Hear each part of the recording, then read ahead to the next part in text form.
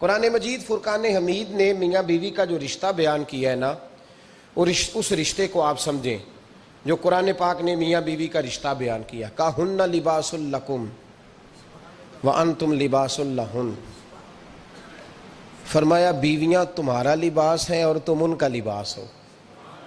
وہ تمہارا لباس ہے اور تم، اللہ اکبر، کیسا خوبصورت لفظ قرآن پاک نے، ہن لباس لکم وانتم لباس لہن، فرمایا وہ تمہارا لباس ہے اور تم، سمجھ آ رہی ہے نا جی بات کی، وہ تمہارا لباس ہے اور تم ان کا لباس ہو۔ تین خوبیاں تو ہر لباس میں ہوتی ہیں، تین چیزوں کے لیے لباس پہنا جاتا ہے۔ تین چیزیں، تین قسم کی آسائشیں لباس میں پائی جاتی ہیں، اس پر تو تمام مفسرین کا اتفاق ہے۔ سب سے پہلی چیز، لباس جو ہوتا ہے وہ بندے کو گرمی اور سردی سے بچاتا ہے۔ سخت سردی میں لباس لے لیں تو بندہ سردی سے بچ جاتا ہے۔ اس کا مطلب یہ ہوا کہ میاں بیوی ایک دوسرے کا لباس ہیں۔ اگر بیوی کی طرف کوئی تکلیف آتی ہے تو میاں اس کو بچاتا ہے، اور اگر میاں کی طرف کوئی تکلیف آتی ہے تو عورت اس کو بچاتی ہے۔ میاں بیوی ایک دوسرے کا لباس ہے۔ لباس کیا کرتا ہے؟ لباس آدمی کے عیب چھپاتا ہے، اس کے وجود پر کتنے دھبے ہیں، کتنے نشان ہیں، وہ سارے چھپا لیتا ہے لباس۔ میاں بیوی ایک دوسرے کے عیب چھپانے والے ہوتے ہیں، عیب بتانے والے، رونے والے نہیں ہوتے کہ بی بی جب بھی میکے گئی اس نے جا کے رونا شروع کر دیا، اتنی میں تانگو دوسرا ہے ہی کوئی نہیں۔ اور خاوند صاحب جب بھی ملے انہوں نے ایک ہی راگ الاپنا شروع کر دیا کہ میری کیا بات تھی، مجھے مل کیا گیا ہے، میں کیا تھا، میرے ساتھ ہوا کیا ہے۔ تو لباس ہیں، ایک دوسرے کا عیب چھپائیں گے، بولیے ایک دوسرے کا عیب چھپائیں گے، ایک دوسرے کی غلطیوں کی پردہ پوشی کریں گے۔ اور تیسرا، لباس کا کیا مقصد ہوتا ہے؟ لباس شخصیت کا آئینہ دار ہوتا ہے۔ لباس آدمی کی اچھی اور خوبصورت طبیعت کا حصہ ہوتا ہے۔ جو لباس ہوتا ہے وہ انسان کو زینت بخشتا ہے، خوبصورت کر دیتا ہے۔ داڑھی والا آدمی ننگے سر پھرے تو خوبصورت نہیں لگتا، ٹوپی پہن لے تو بڑا پیارا لگتا ہے، ٹوپی پہنے تو بڑا، اور اگر امامہ باندھ لے تو نور نالا نور ہونا شروع ہو جاتا ہے۔ اللہ کرے آپ خوش ہو جائیں، آمین تو کہہ دیں، اور اللہ کرے فجر کی نماز آپ امامہ باندھ کی پڑھ لیں، آمین تو کہیں۔ چلو کونی جنہ دی داڑھی نہیں انہوں نے رکھنی چاہیے دیئے، جنہ دی نہیں ہونا نو موضوع نہیں تھا، پر ہماری بھی مجبوری ہے، داڑھی آئی جاتی ہے، ہر موضوع میں شامل ہو جاتی، رکھنی چاہیے۔ سب یاد رکھیں، لباس آدمی کو زینت دیتا ہے۔ قرآن مجید کے لفظوں پہ غور کرو، اگر تو شادی کے بعد بیوی کے آنے کی وجہ سے خامد کو سکون نہیں ملا تو اس کا مطلب ہے اس نے گھر کو زینت نہیں دی، اور اگر شادی کے بعد اس بچی کو تحفظ نہیں ملا، اس کو اپنے گھر کے اندر سکون نہیں ملا، تو اس کا مطلب ہے خاوند نے اسے زینت، اس لباس نے زینت نہیں دی۔ میاں بیوی ایک دوسرے کا لباس ہے۔ اس مقدس رشتے کو اسلام نے باندھا، اور لباس کہہ کے باندھا۔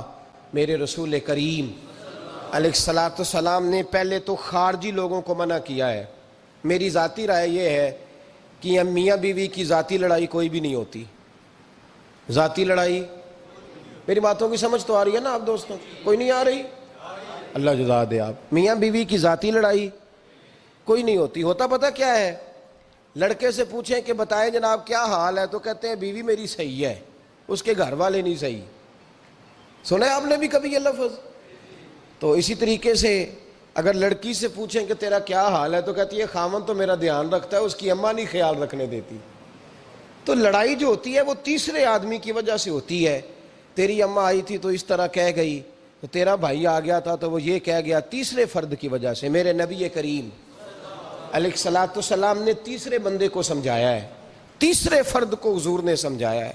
نبی پاک علیہ السلام نے فرمایا خبردار، ماں، بھائی، بیٹا، باپ سارے لحاظ کریں، بسنے دیں میاں بیوی کو۔ اگر شادی کر دیا تو ان کو سکون سے رہنے دو۔ تم دو جملے کہہ کے چلے گئے، کوئی عیب نکال کے جو چھپا ہوا تھا خاوند کی نظر میں وہ نکال کے بتا دیا کہ تیری بیوی یہ کام بھی کرتی ہے، اب تم تو ہٹ گئے وہ بات کہہ کے، اب انہوں نے اکٹھے رہنا ہے، ان کی زندگی مصیبت کا شکار ہو گئی۔ آزمائش میں آ گئے وہ دونوں، ساری زندگی کڑتے رہے، ایک عیب نکال کے لڑکی کے گھر والے لڑکے کا اسے بتا کے چلے گئے تیرے خامد میں یہ عیب پایا جاتا ہے، وہ ساری زندگی کڑتے رہیں گے، تکلیف میں رہیں گے، انہوں نے تو کٹھے رہنا ہے۔ بتانے والا چلا گیا، میرے رسول کریم صلی اللہ علیہ وسلم فرماتے ہیں لعنتی ہے وہ شخص، لعنتی ہے وہ شخص۔ یا رسول اللہ کون سا؟ فرمایا جو بیوی کو مرد کے خلاف اکساتا ہے اور مرد کو بیوی کے خلاف اکساتا ہے، وہ لعنتی ہے، ملعون ہے، رحمت الہی سے دور ہے وہ شخص۔ انہیں قریب کرنے کی کوشش کر، تو ان کے اندر محبت پیدا کرنے کی کوشش کر۔ میرے نبی کریم علیہ الصلوۃ والسلام نے جب حضرت سیدہ فاطمہ الزہرا رضی اللہ تعالیٰ عنہا اور جناب سیدنا علی المرتضیٰ رضی اللہ تعالیٰ عنہ کی شادی کی تو نبی پاک نے دونوں کے سر جوڑے اور دونوں کے درمیان محبت کی دعا فرمائی، دونوں کے درمیان محبت کی دعا فرمائی۔ اور نبی پاک صلی اللہ علیہ وسلم حضرت فاطمہ کے سامنے جناب علی کے فضائل بیان فرماتے، اور جناب علی آتے تو نبی پاک فرماتے فاطمہ تو میرے وجود کا حصہ ہے، وہ تو میرے جگر کا ٹکڑا ہے۔ تو ان دونوں کے درمیان الفت پیدا، یہ سب سے پہلے تو خارجی لوگ اس بات کا خیال کریں، سب سے پہلے تو خارجی لوگ خیال کریں، توجہ دیں کہ ان کو بکھرنے سے بچائیں۔ اب میاں بیوی بھی سمجھ لیں کہ ہماری ذمہ داریاں کیا ہیں۔ مسند امام احمد بن حنبل میں حضرت ابو درداء رضی اللہ تعالیٰ عنہ سے حدیث مروی ہے، نبی کریم صلی اللہ علیہ وسلم کی بارگاہ میں ایک خاتون نے آ کے عرض کیا یا رسول اللہ صلی اللہ علیہ وسلم مجھے بتلائیے خاوند کا حق کیا ہے۔ یہ جو حدیث سنانے لگا ہوں نا، یہ بیٹی کو سنانی ہے، جا کے یہ ٹیلی فون کر کے بہن کو سنانی ہے، صرف بیوی کو سنانے کی نہیں ہوتی یہ چیزیں۔ یہ حدیث بیٹی کو سمجھائیں، بہن کو سمجھائیں، ان لوگوں کو سمجھائیں تاکہ، اور یہ یاد رکھیں خاوند کے حقوق اگر بچی کے گھر والے اسے سکھائیں نا تو اس کی سمجھ میں جلدی آ جائیں گے، اور بیوی کے حقوق اگر خاوند کے گھر والے اس کو سمجھائیں تو اس کی سمجھ میں بات جلدی آئے گی، وہ خیر خواہ سمجھتے ہیں اپنے رشتہ داروں۔ یہ والی حدیثیں ان لوگوں کو سنانی چاہیے جن لوگوں کا بچہ ہے یا بچی ہے، متعلقہ آدمی حقوق بیان کرے۔ جب متبادل چیز کسی کے سامنے آتی ہے تو وہ کئی دفعہ سمجھتے ہیں کہ خلوص اس میں پورا نہیں پایا جاتا۔ حضرت ابو درداء رضی اللہ تعالیٰ عنہ فرماتے ہیں ایک خاتون حضور کی بارگاہ میں آئی، عرض کرنے لگی یا رسول اللہ صلی اللہ علیہ وسلم میں نکاح کرنا چاہتی ہوں، شادی کرنا چاہتی ہوں، مجھے بتلائیے خاوند کا حق کیا ہے، اگر تو میں ادا کر سکتی ہوں تو میں نکاح کروں ورنہ میں اس کام سے بچوں۔ میرے نبی کریم علیہ الصلوۃ والسلام نے فرمایا بی بی اگر خاوند کے ناک سے رینٹ نکلے، ریشہ نکلے، پیپ بہے اس کی ناک سے، اور بی بی اپنی زبان سے وہ صاف کر دے تو پھر بھی اس کا حق ادا نہیں ہوتا۔ حضرت ابو درداء کہتے ہیں آنکھ کھول کے اس عورت نے دیکھا تو میرے نبی پاک نے اگلے جملے ارشاد فرمائے، حضور نے فرمایا تو ان باتوں میں حیرت کر رہی ہے، میں اگر خدا کے علاوہ کسی کو سجدے کا حکم دیتا تو میں عورت کو کہتا اپنے خاوند کو سجدہ کرے، میں اس کو کہتا یہ کام کرے۔ میرے رسول کریم علیہ الصلوۃ والسلام نے حقوق کا تعین فرمایا، حقوق کا تعین فرمایا، اور نبی کریم صلی اللہ علیہ وسلم نے فرمایا جو عورت اس حال میں مر گئی، اس حال میں دنیا سے گئی کہ اس کا خاوند اس سے راضی تھا، اس کا شوہر اس سے راضی تھا، اس کا گھر والا اس سے مطمئن تھا، تو میرے نبی پاک فرماتے ہیں جب دنیا سے جائے گی تو رب کریم جنت کا دروازہ کھول کے فوراً ہی جنت میں داخل فرما دے گا، اس کو بغیر روک ٹوک جنت دے دی جائے گی۔ شرط یہ ہے کہ وہ جب دنیا سے جائے تو اس حال میں جائے کہ اس کا خامد اس سے شکوے نہ کرتی پھرے، شکایتیں نہ کرتی پھرے، شکایتیں نہ کرے۔ ہمارے زمانے میں شکایتیں ہوتی ہیں اور خواتین، عورتیں اس بات کو سمجھتی نہیں کہ اللہ نے جو میرے نصیب میں رکھا تھا اور جو خامد رب نے میرے لیے پسند کیا تھا وہ اللہ نے مجھے عطا فرما دیا ہے۔ وہ شکوے کرتی ہیں، شکایات کرتی ہیں، اور دوسری عورتوں کو سامنے رکھ کے وہ فلاں کے حصے میں یہ چیز آئی، فلاں کے حصے میں یہ چیز آئی، فلاں کا خامد یوں کرتا ہے، شکوہ کرتی ہیں۔ میرے رسول پاک علیہ السلام نے فرمایا عورتیں کثرت سے جہنم میں جائیں گی، کثرت سے۔ تو ایک صحابی رو پڑے، ایک حدیث میں لفظ یہ ہے رو پڑے، عرض کرنے لگے یا رسول اللہ وہ ہماری مائیں بھی ہیں، بیٹیاں بھی ہیں، بہنیں بھی، حضور جہنم میں جائیں گی؟ نبی پاک صلی اللہ علیہ وسلم نے فرمایا ایک تو وہ عیب جوئی کرتی ہیں، غیبتیں کرتی ہیں، دوسرا رب کا شکر ادا نہیں کرتی، اور تیسرا فرمایا اپنے خامن کا بھی شکریہ ادا نہیں کرتی، بات بات پہ ناشکری کرتی ہیں، بات بات پہ ناشکری کرتی، اس سبب سے جہنم میں جائیں۔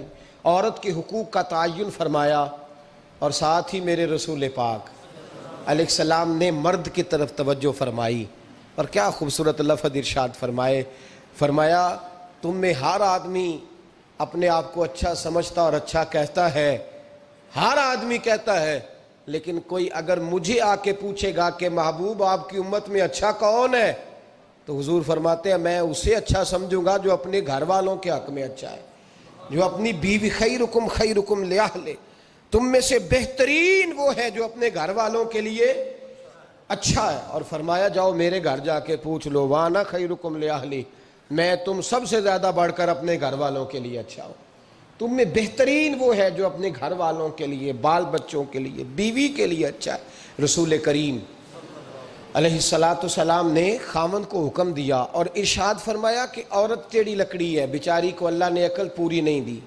ایک بچہ چھوٹا ہوتا ہے، ہمیں پتہ ہوتا ہے کہ اس کا شعور پورا نہیں، اگر کوئی غلطی کرے تو کیا اسے نکال دیا جاتا ہے گھر سے؟ بولے، چھوٹا بچہ ہے وہ کئی دفعہ بڑا نقصان کر دیتا ہے، آپ کیا کہتے ہیں؟ اسے مارتے ہیں، کلاڑی لے آتے ہیں اس کے لیے؟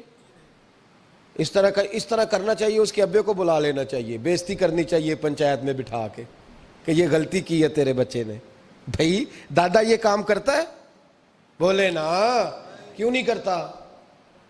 وہ کہتا ہے ہمارا بچہ نہ سمجھ ہے، اپنا پوتا ہے، ہمارا اپنا ہے، اگر ہم اس کا ایپ باہر نکالیں گے تو بڑا کام غلط ہو جائے۔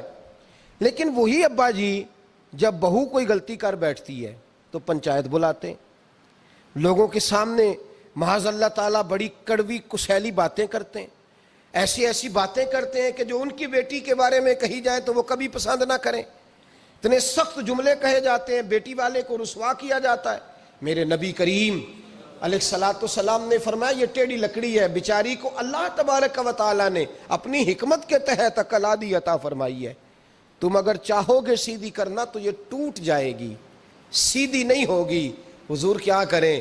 فرمایا اس کے ساتھ گزارا کرو، اللہ تمہیں اجر عطا فرمائے گا، اس کے ساتھ وقت گزارو، اللہ تمہیں اس کا، یہ ذہن بنانا چاہیے خاوند کو کہ یہ، اور خاوند کی ذمہ داری ہے۔ اعلیٰ حضرت رحمۃ اللہ علیہ نے فتاوی رضویہ کی 24ویں جلد میں بالتفصیل لکھا ہے، آپ فرماتے ہیں خاوند کی ذمہ داری ہے عورت کو کپڑا فراہم کرنا، روٹی فراہم کرنا، رہنے کے لیے گھر دینا، نان نفقے کا خیال کرنا، اور آپ فرماتے ہیں اگر وہ مطالبہ کرے تو ہفتے میں ایک دن اس کے ماں باپ سے ملانے بھی لے جا سکتا ہے، ہفتے میں، جی کوئی نہیں بول دے تسی، ہفتے نہیں، یہ نہیں صحیح لفظ، ہر ہفتے اے سوکھ ہے، کدوں ملان کھڑنا ہے؟ پاویں نہ بولو، گل جڑی سچی ہو تے سچی ہے، ملان کدوں لے جانا ہے؟ اچھا اپنی اماں نو روز ملتا ہے سویرے شام، تے وہ کہندی مینوں بھی اماں نو ملا لیا، تے کہندا روز نہیں جائیدا، تے تم بھی نہ ملا اپنی اماں نو روز بھائی۔ لیکن اعلیٰ حضرت فرماتے ہیں ہفتے میں ایک دفعہ ماں باپ سے، بولے، بیٹی کا پیار ماں باپ سے زیادہ ہوتا ہے کہ بیٹے کا؟ لو تو سارے انہوں پتہ ہے، یعنی تسی گھٹ کر دے ہو نا، تاں بیٹی دا نام لیا جے، صحیح بات کر رہا ہوں؟